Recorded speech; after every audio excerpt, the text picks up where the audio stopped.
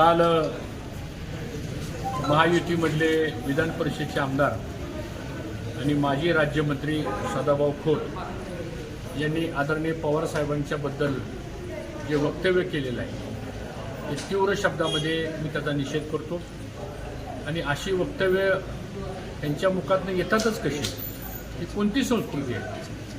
तुम्ही राजकारणामध्ये मतभिन्नता असू शकते, पण या पद्धतीचं वक्तव्य करून महाराष्ट्र एक सुसंख्य अशा प्रकारचं एक राज्य आहे आणि ह्या राज्यामध्ये अशा प्रकारची जबाबदार व्यक्तीनं वक्तव्य करणं ह्याचा मी निषेध करतो। सदाभाऊ खोत यांनी संपूर्ण राज्याची आणि पवारसाहेबांची आणि यांची माफी मागितली पाहिजे अशी आमची मागणी आहे। आणि अशा पद्धतीनं जर हे वारंवार बोलत राहिले तर त्यालासुद्धा त्याच भाषेमध्ये उत्तर देण्यामध्ये सुद्धा आम्ही कोणी मागं राहणार नाही, हा इशारा मला त्यांना ह्या निमित्तानं द्यायचा आहे। आज सदाभाऊ खोत बोलले, त्याच्या पाठीमागचा बोलवता धनी कोण आहे? ते कुणाच्या सांगण्यावर हे बोलतात आणि आज ऐन निवडणुकीच्या या तोंडावर अशा प्रकारची वक्तव्य करणं मला असं वाटतं ही अत्यंत गंभीर बाब आहे। त्याचबरोबर इंदापूर तालुक्यामध्ये गेल्या 2-4 दिवसापासून आयाराम गायारामचा एक कार्यक्रम सुरू झालेला आहे। काही लोक पक्ष सोडत आहेत, काही लोक ह्या पक्षातून त्या पक्षात जात आहेत, काही नेते मंडळी तिकडून तिकडं जात आहेत, तिकडून इकडे येत आहेत। आणि ज्यांना ज्यांना मी माझ्या 30-35 वर्षाच्या राजकीय कारकिर्दीमध्ये आमदार असताना मंत्री असताना आम्ही ह्यांना पदं दिली, ह्यांना मान सन्मान दिला। 15-15, 20-20 वर्ष आम्ही ह्यांना मोठमोठी पदं दिली, तालुक्याची 2 नंबरची पदं दिली आणि तालुक्यामध्ये ह्यांना मान सन्मान मिळाला। ह्यांची ओळख तालुक्यामध्ये आमच्यामुळं, कार्यकर्त्यामुळं आणि पदामुळं निर्माण झाली। आणि आज ही माणसं कालपर्यंत आमचा प्रचार करत होती, काही माणसं तर आमच्या प्रचारामधनं सोडून जाऊन काही लोकांनी प्रवेश केला। म्हणजे मलाही आश्चर्य वाटलं की आता निवडणुकीमध्ये ऐन निवडणुकीच्या तोंडावर अशी काही लोकांनी प्रवेश केला, म्हणजे फार मोठं मतदान त्यांच्या मागं गेलं असं मानायचं काही कारण नाही। आज तालुक्यामध्ये मला एकटं पाडलं जातंय, आज माझ्यावरती व्यक्तिगत हल्ला केला जातोय। आज मी आणि आमच्या कुटुंबाचा प्रत्येकजण भाषणामध्ये उल्लेख करायला लागलेला आहे। कुणी आमच्या फॅमिलीबद्दल बोलतंय, कुणी आमच्या मुलामुलींच्याबद्दल बोलतंय, कुणी आमच्या कुटुंबाबद्दल बोलतंय। अरे आम्ही काय एवढी वाईट माणसं आहे का? या इंदापूर तालुक्याच्या उभारणीमध्ये आमच्या कुटुंबाचं योगदान आहे। एकही तालुक्यातला असा कार्यकर्ता नाही की जो कार्यकर्त्याला घडवण्यामध्ये आमचा काही योगदान नाही असं नाही, एकही कार्यकर्ता असा नाही। आणि आज तुम्ही आमच्यावर हल्ला करता आणि घर फोडाफोडीचं राजकारण ते कुणी सुरू केलं? जे कोणी असतील त्यांना मला सांगायचंय, निवडणूक काय उद्या 20 तारखेला होऊन जाईल, निकाल काय लावायचा ती जनता निकाल लावेल। पण ज्या पद्धतीनं तुम्ही ह्या इंदापूर तालुक्याची संस्कृती उद्ध्वस्त करताय, नीतिमत्ता उद्ध्वस्त करताय, तत्व उद्ध्वस्त करताय, अशा लोकांना जनता थरा देणार नाही।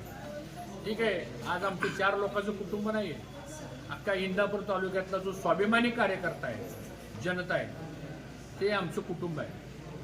आम्ही गेल्या 70 वर्षामध्ये आमच्या कुटुंबानं इंदापूर तालुका उभा केलाय, अनेकाचे संसार प्रपंच उभा केले आणि आयाराम गायाराम करणारी माणसं सुद्धा उभा करण्यामध्येच आमचा हात आहे, आमचं योगदान आहे। आम्ही कधी बोललो नाही, ते भली मोठी यादी आहे आमच्याकडं। शेवटी ह्यांच्या निवडणुका, ह्यांना निवडून आणणं, ह्यांना पदं देणं, बरं कोणची पदं द्यायची राहिली? आता ह्यांना द्यायचं तर काय? आता अजून म्हणजे होतं नव्हतं तेवढं सगळं दिलं, आता राहिलेलं माझं घर आहे ती सुद्धा मला वाटतं ह्यांच्या नावावर मला करून द्यावं लागेल आता। म्हणजे इतकं देऊन सुद्धा जर आज ही माणसं आम्हाला विरोध, ठीक आहे एखाद्याला नाही आमचं पटलं, हे आताच कसं काय आलं पळून? अगदी 8-10 दिवसावर मतदान आहे आणि आता मात्र तुम्ही अशा प्रकारची भूमिका घेताय। ठीक आहे, इंदापूर तालुक्यातली जनता बघते, बरं झालं। मलाही आता कार्यकर्ते म्हणायला लागले, भाऊ बरं झालं ही माणसं गेली, कारण तुम्हाला भेटायचं म्हणलं तर ह्यांचाच अडथळा असायचा आम्हाला। तुम्हाला भेटायचं म्हणलं की ही तिथं जवळ असायची बसलेली, आम्हाला तुम्हाला काम सांगता येत नव्हतं, आम्हाला तुम्हाला बोलता येत नव्हतं। बरं झालं आता मोकळी झाली, आणि मलाही बरं वाटतंय आता, कारण आता नवीन नवीन तरुण पिढी आता आपल्याला राजकीय क्षेत्रामध्ये आणावं लागेल. जसं पवार साहेबांना सगळी सोडून गेली महाराष्ट्रामध्ये, पवार साहेब नाही डगमगले. जसं आता मला जरी कोणी सोडून गेलं तर इंदापूर तालुक्यातली जनता ही काय माझ्या मागे राहणार आहे, कारण आम्ही सत्याचा मार्ग शोधतो. आम्ही कधी वाईट वागलो नाही, आम्ही कधी कोणाचं नुकसान केलं नाही, आम्ही कधी कोणाची घरं फोडली नाही. प्रत्येकाची घरं मोठी आहेत, लहान घरातलं कोणीच नाही, प्रत्येकाची घरं मोठी आहेत. आम्ही नाही कधी कोणाची घरं फोडली, आम्ही नाही असं कधी कुटील राजकारण केलं, आम्ही नाही असं कधी फसवाफसवीचं राजकारण केलं. मला असं वाटतं इंदापूर तालुक्यातली स्वाभिमानी जनता ह्या सगळ्या गोष्टी बघतील. आणि आज आमच्या विरोधामध्ये जे उमेदवार आहेत, मला त्यांना एकच सवाल करायचा, तुम्ही पवार साहेबाला का सोडलं? त्याचं उत्तर पहिले जनतेला द्या ना. या निवडणुकीतला हाच महत्वाचा मुद्दा आहे. तुम्हाला एवढं पवार साहेबांनी देऊन तुम्ही पवार साहेबाला का सोडलं? तुमचे उद्योगधंदे, तुमचे व्यवसाय, तुमचं राजकारण, तुमची पदं, तुमचं मंत्रीपद, तुमची आमदारकी, तुमचं कारखान्याचं चेअरमन, तुमचं बँकेचं चेअरमन पद, जिल्हा परिषदेचं अध्यक्षपद, तुम्हाला मिळालेल्या खाजगी एजन्सीज, तुमचे खाजगी व्यवसाय कुणामुळे उभं राहिले? हे सगळे पवार साहेब उभं राहिले. आणि आज पवार साहेबाला सोडून तुम्ही गेलाय, त्याचं उत्तर पहिले जनतेला द्यायला पाहिजे ना. आज पवार साहेबाला तुम्ही सोडून का गेला? एवढं देऊन जर तुम्ही पवार साहेबाला सोडत असाल आणि तुमच्या व्यक्तिगत स्वार्थाकरता तुम्ही निवडणुकीमध्ये पुढे येत असाल, तर मला असं वाटतं इंदापूर तालुक्यातली जनता तुम्हाला माफ करणार नाही. हे जो उत्तर तुम्हाला जनतेला द्यावं लागणार. बाकीचे कामं वगैरे इथं नंतर बघू. आणि मग जो माणूस किंवा जी व्यक्ती मतदार विचार करतो आता की एवढं सगळं करून हे साहेबाला सोडून गेले, तर उद्या तालुक्याला आपल्याला कधी सोडून देतील? म्हणजे जे पवार साहेबाचे नाहीत ते कोणाचेच नाहीत असं लोकांचं मत आहे. पण काळजी करू नका, सगळे जरी पवार साहेबाला सोडून गेले स्वार्थी माणसं, तरी आम्ही कार्यकर्ते ठामपणानं आम्ही पवार साहेबांच्या मागे उभा राहणार.